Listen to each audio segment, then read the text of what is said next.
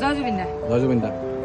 জুবিন দাৰ ন্যায় বিচাৰি অহাটো আমাৰ অসমৰ কাৰণে বহুত দুখৰ কথা আৰু লাজৰ বিষয়। গুৱাহাটীলৈ গৈ থাকোঁতে বাইদেউহঁতক লগ পালোঁ।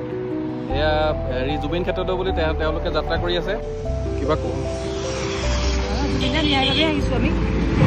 মানে জুবিন দাৰ ন্যায়টো ইমান দিন লগাটো আমাৰ অসমবাসীৰ কাৰণে লজ্জাজনক বিষয়। ক'ৰ পৰা আহিছে আপোনালোকে? আমি একদম তামোলচিগাৰ পৰা আহিছোঁ। জুবিন দাৰ 50 পুৰণা ঘৰ মানে তাৰ পৰা আহিছোঁ। 10 নৱেম্বৰ দিনা পুৱা 6টা বজাত আমি আৰম্ভ কৰিছিলোঁ। কালি 2টা দিন সম্পূৰ্ণ কৰিলোঁ। আজি তৃতীয় দিনা আহি আছোঁ। এতিয়া আমি 8 দিনৰ পৰিকল্পনাৰে আহিছোঁ জুবিন ক্ষেত্ৰ মানে পামগৈ বুলি। জুবিন দাৰ বাৰ্থডে আছে যিহেতু 18 তাৰিখে তালৈ বুলি আহিছোঁ।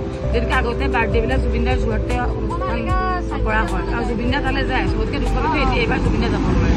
সেইবাবে আমি ভাবিলোঁ জুবিন দা আমাৰ কাৰণে বহুত কষ্ট কৰি থৈ গৈছে, আমি অলপ কষ্ট কৰি জুবিন দাৰ ওচৰলৈ যাওঁ আৰু জুবিন দাক ন্যায় লাগে। চৰকাৰৰ প্ৰতি এইটো মানে মোৰ খাটৰ অনুৰোধ। বা জুবিন দাৰ জন্মদিনৰ আগত আমাক ন্যায় লাগে। আমি জুবিন দাৰ ন্যায়ৰ কাৰণে আহিছোঁ আৰু জুবিন দাৰ ন্যায় বিচাৰি অহাটো আমাৰ অসমৰ কাৰণে বহুত দুখৰ কথা আৰু লাজৰ বিষয়। আৰু জুবিন দাৰ দুখীয়ে মই ভাবিছোঁ 2 মাহ হৈ গ'ল, 2 মাহ হ'ব হৈছে এতিয়া মানে এতিয়া আপোনাৰ জন্মদিনলৈকে 2 মাহ হ'ব। জন্মদিনৰ আগত এতিয়াও 5-6টা দিন আছে। সেই 5-6টা দিনৰ ভিতৰত যাতে দুখীয়ে উচিত শাস্তি পায়। জুবিন দাৰ দুখীয়ে উচিত শাস্তি পালেহে অসমত যিখিনি জঘন্য কাণ্ড হৈ আছে সেই অপৰাধখিনি কমকৈ হ'ব। মানে দুখীয়ে শাস্তি পালে বাকীখিনিও এনেকুৱা কাণ্ডবোৰ কৰিবলৈ মানে ভয় কৰিব, অপৰাধটো অসমত কমিব।